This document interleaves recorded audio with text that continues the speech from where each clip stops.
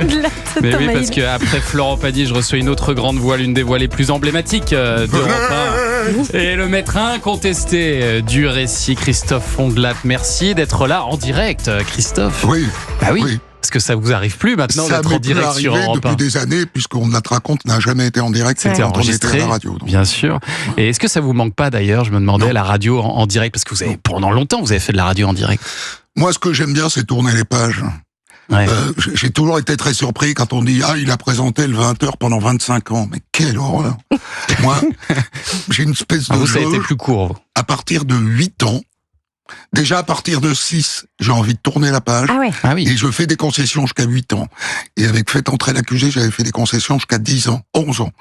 Mais c'était vraiment des concessions. Ça faisait au moins 3 ans que je disais à mon boss « Allez, on fait autre chose, j'en ai marre Ouais. Et c'est un principe dans votre vie professionnelle Ouais. ou dans votre vie en général ? ». Ouais. Ça explique mon passage au podcast, que du podcast, et ça va expliquer le fait que je fasse d'autres choses dans les années qui viennent. Ah ouais. Moi, je trouve que la vie, c'est pour vivre de nouvelles expériences, et surtout pas surtout là, à mon âge, je me dis, allez, t'en as encore pour, mettons, 10-12 ans Oh non, vous à êtes faire des pessimiste trucs. là.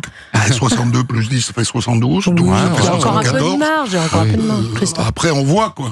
Hein. Après, c'est un Après, choix, c'est du bien bonus. sûr. Si on est toujours là. Mais c'est vrai qu'on a lu dans la presse Christophe Fondelat quitte Europe 1, Ondelat raconte c'est fini, alors que pas du tout. En fait, Ondelat raconte ça continue, mais donc vous l'avez dit uniquement en podcast. Si vous voulez, le podcast, ça permet de cibler des gens qu'on ne cible plus à la radio depuis très longtemps. Mm.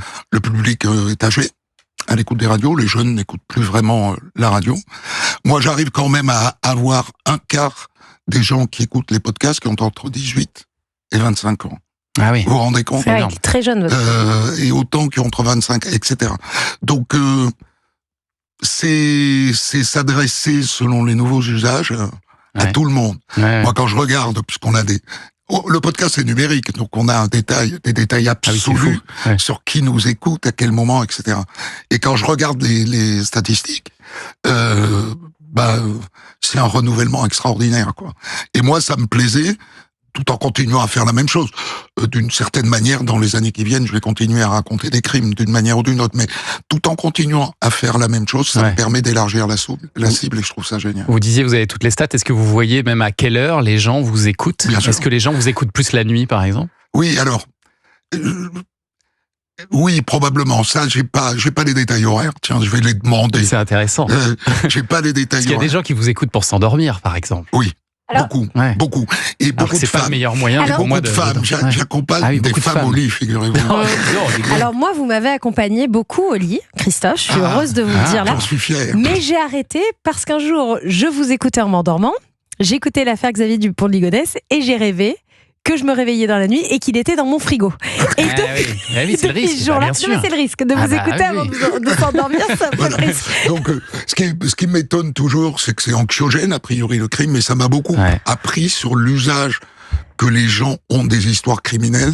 Ils mettent de la distance. Mmh. Et donc, il n'y a rien de malsain Ouais, à non. écouter ça le soir, ni même, parce que moi, j'étais toujours très sceptique quand les gens me disaient, avec un gamin à côté de 9 ans, 8 ans, 9 ans, ils sont, c'est Christophe Fondelat, tu le reconnais pas? Je dis, c'est pas vrai, votre fils, il écoute, on la traque. Eh Oui. oui. Oh là Alors, au là. début, j'ai dit, vous êtes sûr? Non.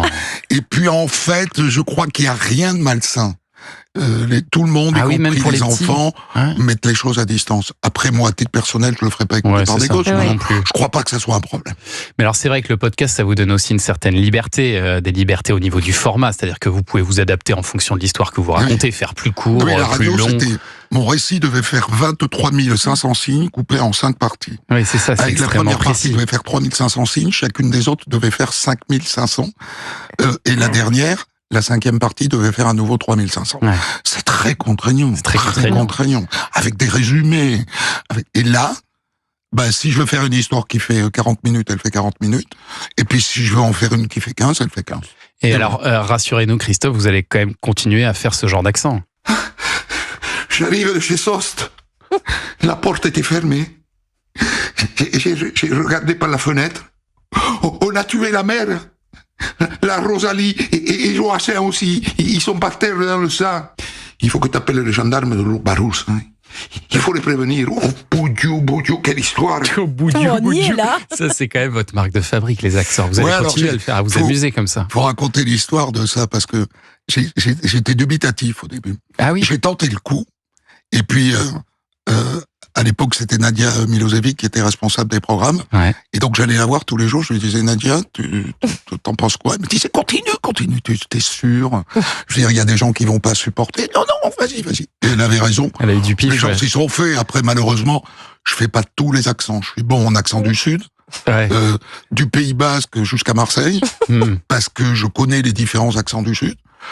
Bon, après, les accents du centre de la France en roulant des airs, ma foi, on y arrive. je suis bon en accent belge. Je suis assez pitoyable sur tous les accents de l'Est, que je connais pas bien, parce que j'ai jamais vécu dans l'Est. Donc, je les ai pas dans l'oreille. Italien, espagnol, tout ça, vous y oui. arrivez un peu? Alors, j'étais nul en italien au début. J'ai fait des progrès. Et le québécois, vous l'avez ou pas? Parce que Il moi, est j'y dur, arrive pas, moi. Je le fais pas, le Québec. Ah, il Ah est ouais, dur. non, je fais pas le québécois. Non. Donc, pas Non, parce d'histoire que au Québec. faut faire attention à pas être mauvais. Si on Bah, est pas être mauvais, ridicule, on ouais. est ridicule. Ondelat raconte, c'est quand même 10 millions d'écoutes chaque mois. C'est dans le top 3 des podcasts les plus écoutés de France. Et c'est même le podcast criminel le plus écouté de France. En fait, c'est une émission qui a finalement toujours été plus écoutée en podcast qu'en diffusion fait. linéaire, si. Pas tout à fait. Et j'espère bien que cette année, en fait, les gens qui m'écoutaient sur la modulation de fréquence Pour venir vous retrouver en podcast, vont bien venir sûr. me retrouver en podcast. Mais pas tout à fait. Aujourd'hui, c'est à peu près 250 000 personnes par jour qui m'écoutent en podcast. Et c'était 350 à la radio. Et je signale d'ailleurs un nouvel épisode inédit qui est disponible sur l'affaire Butler qui a secoué Alors ça, le Royaume-Uni. S'il y a bien une histoire, Bulger.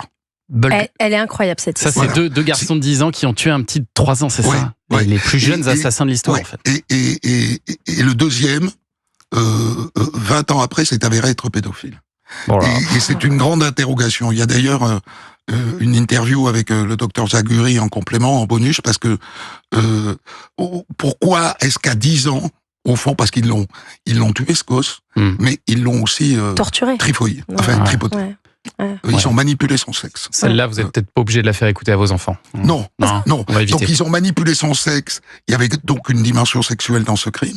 Et 20 ans après, l'un des deux, on trouve sur son ordinateur des vidéos pédophiles.